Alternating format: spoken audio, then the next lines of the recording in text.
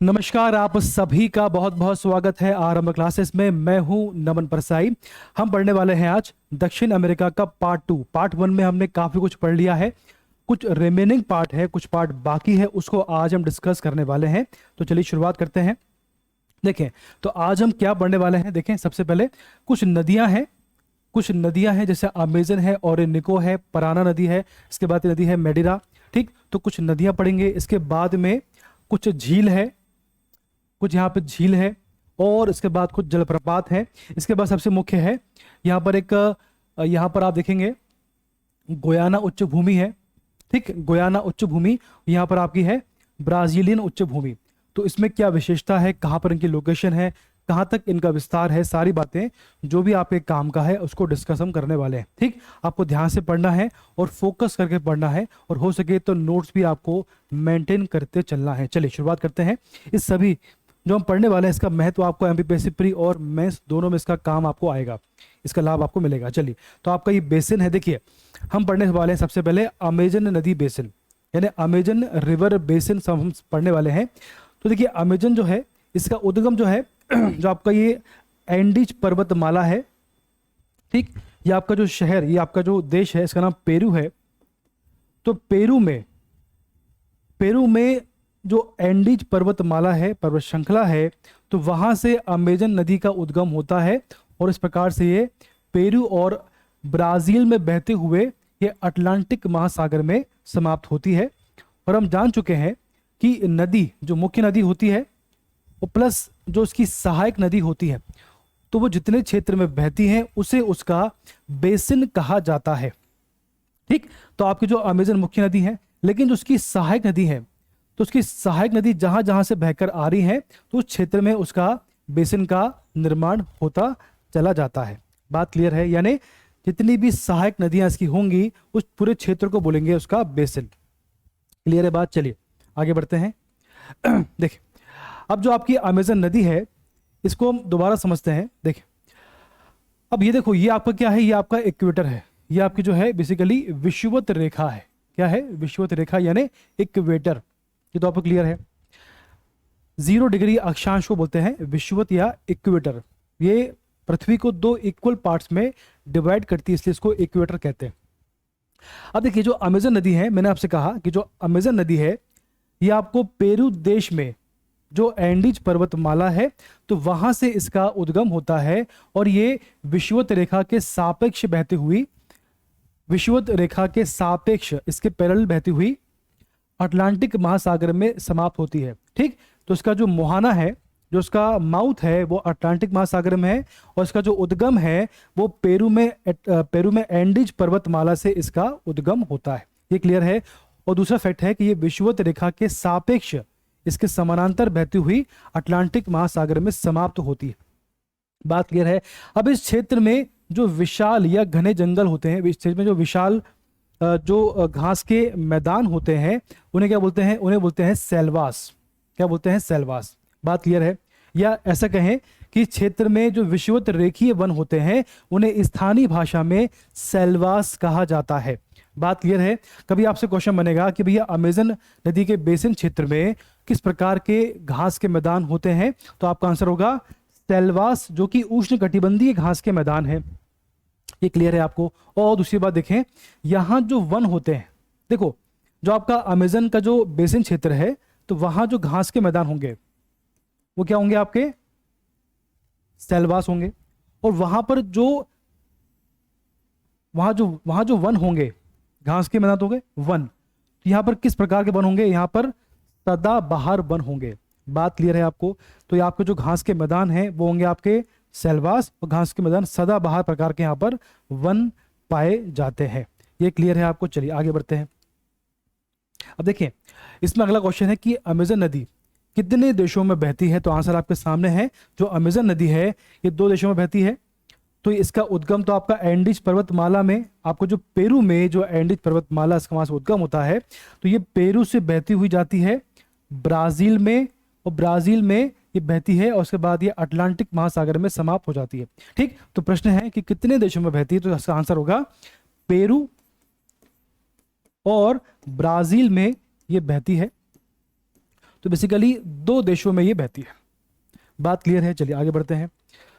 अब देखिए इसके बाद मैडिरा रिवर, एक नदी है, इसका नाम है मैडिरा, मैडिरा नदी। ये क्या है भैया? देखो जो अमेजन नदी है, जो अमेजन नदी है, तो अमेजन नदी की एक सहायक नदी है जो कि बोलीविया से आती है, जो कि बोलीविया से आकर ब्राजील में अमेजन नदी से मिल जाती है। बात क्लियर है? तो ये जो नदी है ये विश्व की सबसे लंबी सहायक नदी है। जो आपकी मेडिरा रिवर है ये विश्व की सबसे लंबी सहायक नदी है। कौन सी? मेडिरा। तो क्वेश्चन बन जाता है प्री में कि आपको जो मेडिरा रिवर है किसकी सहायक नदी है, और या विश्व की सबसे लंबी सहायक नदी जो है वो कौन सी है? तो आपका आंसर होगा मेडिरा रिवर। बात क्लियर है?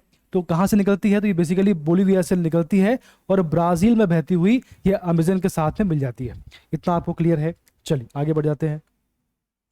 अब देखिए इसके बाद आपको जो ऊपर दक्षिण अमेरिका के उत्तर में एक शहर पड़ता है, एक देश पड़ता है, इसका नाम है वेनेजुएला। क्या नाम है? वेनेजुएला। अब वेनेजुएला में एक झील पड़ती है, इसका नाम है माराकाइबो झील। क्या नाम है? माराकाइबो झील। ये कहां पर आती है? ये आती है वेनेजुएला में। यहां पर कहां पर? तो देखिए यहां पर इसके पश्चिम में, यहां देखो आप, यहां पर उत्तर पश्चिम में यहां पर एक झील है जिसका नाम है माराकाइबो झील, और इस झील के उत्तर में यहां पर कैस्पियन सागर है, यहां पे कैस्पियन सागर। अब देखो क्वेश्चन बनता है कि माराकाइबो झील कहां पर है? आंसर क्या होगा? दक्षिण अमेरिका में है। ठीक, किस देश में है? तो आंसर होगा वेनेजुएला में। इस झील के उत्तर में कौन सा सागर है? तो आंसर होगा कैस्पियन सागर, इसके उत्तर में है।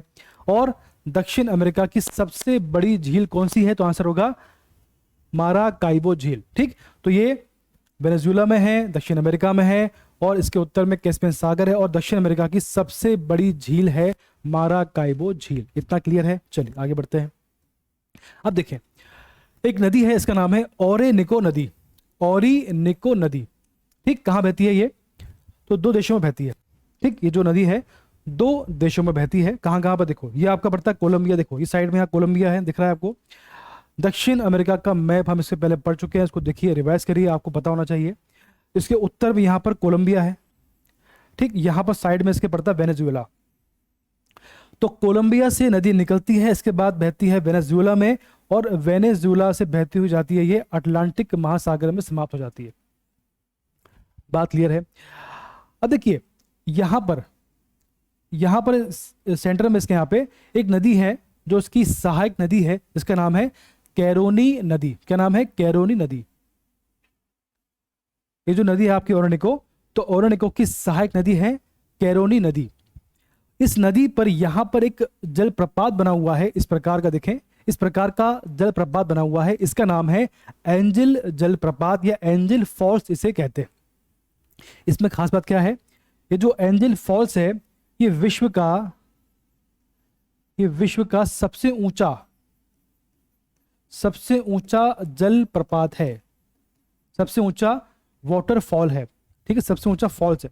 ठीक, तो एंजल जलप्रपात या एंजल फॉल्स जो है ये किस नदी पर है? तो ये बेसिकली कैरोनी नदी पर है। किस पर है? कैरोनी नदी पर, जो कि ओरेनिको की सहायक नदी है। और ये बेसिकली किस देश में है? तो इसका आंसर होगा वेनेजुएला।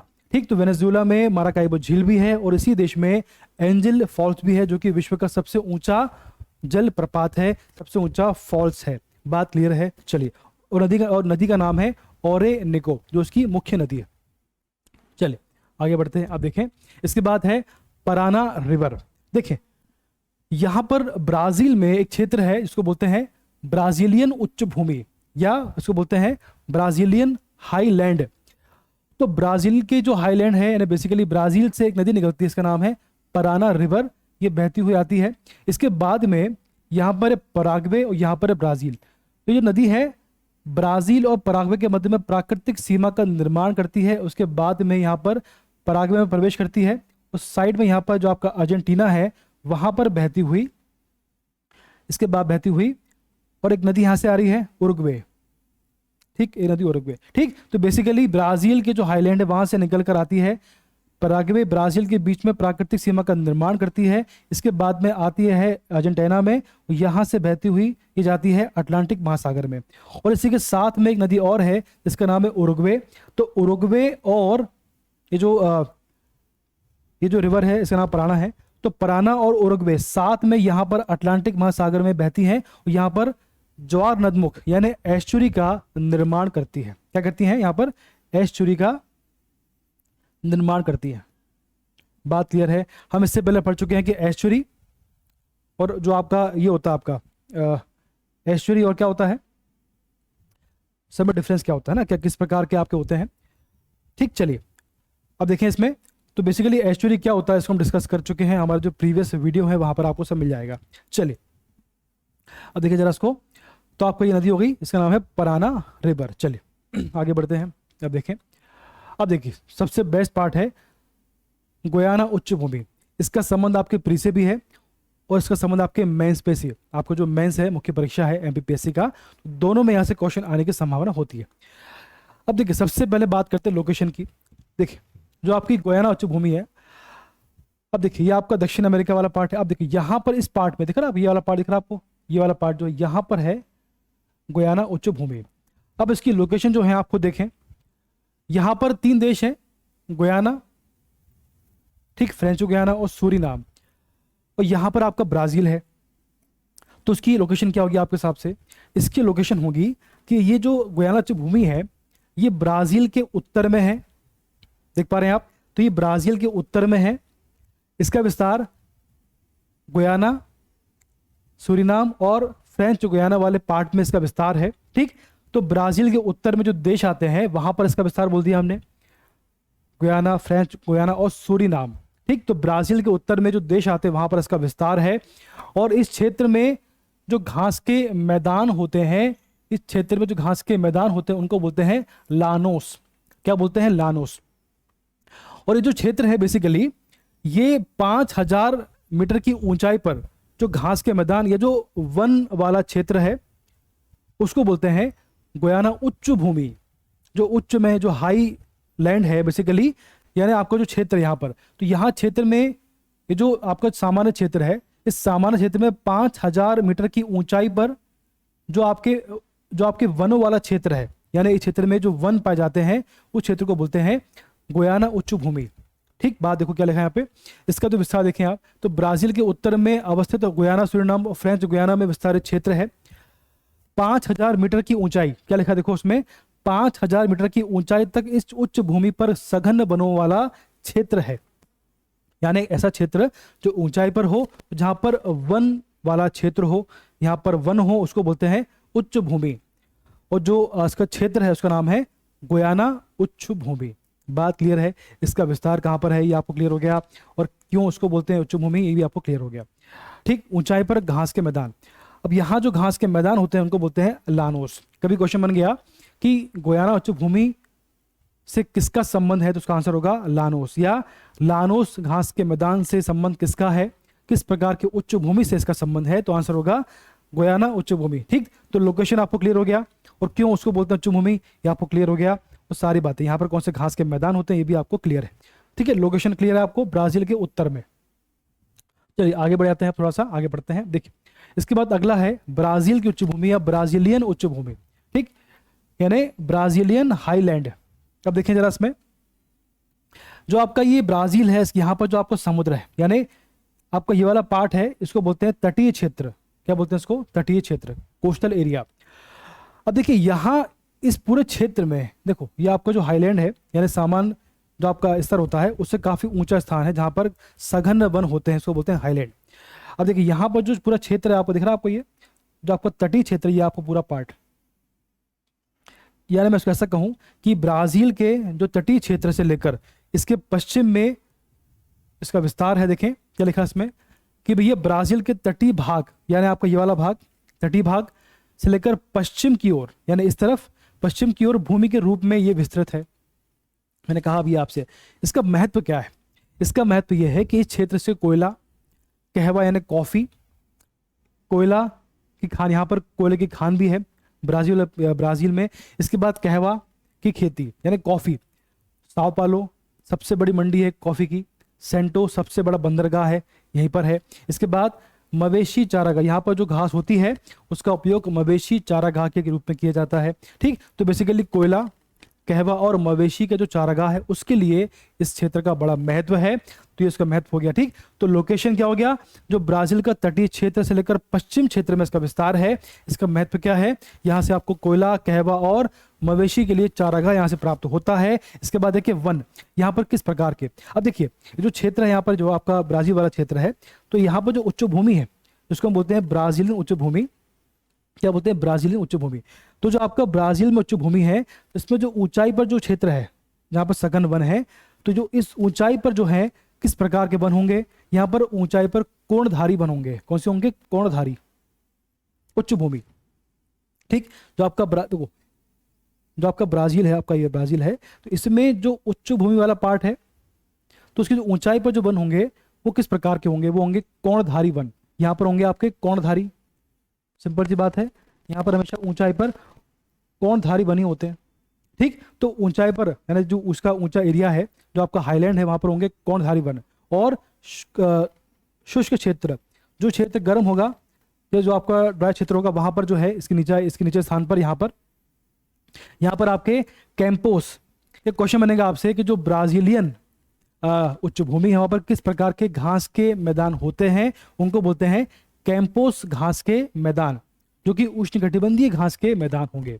क्यों, क्योंकि ये कर्क रेखा और मकर रेखा के बीच में आते हैं, इसलिए ये उष्णकटिबंधीय घास के मैदान। ठीक, तो आपका जो ब्राजीलियन उच्च भूमि है इसका विस्तार कहाँ से लेकर कहाँ तक है ये पढ़ लिया हमने, इसका महत्व क्या है और यहाँ पर किस प्रकार के वन और घास के मैदान होते हैं इसको डिस्कस कर चुके हैं। ठीक, तो आपने क्या जाना, आपने जाना जो आपका कोयाना उच्च भूमि है ये, और जो आपका ब्राजील की उच्च भूमि के बारे में जो फैक्ट है उसको हम डिस्कस कर चुके हैं। तो बेसिकली आज हमने क्या पढ़ा, हमने पढ़ा कुछ नदियां पढ़ा, हमने जलप्रपात पढ़े, कुछ झील पढ़ी, उसके बाद में जो उच्च भूमि है वो क्या होती है और क्या महत्व है, उनकी लोकेशन कहाँ पर है। तो आज हमने दक्षिण अमेरिका पूरी तरह समाप्त कर लिया है। इसके अलावा जो पार्ट बाकी होंगे उसको हम क्वेश्चन के माध्यम से पढ़ेंगे। इसके बाद में पढ़ने वाले हैं उत्तर अमेरिका। आप सब ध्यान से पढ़ते रहिए, मैप आपके सामने होना चाहिए ताकि आपको समझने में आसानी हो। तो आज के लिए इतना पर्याप्त है। धन्यवाद।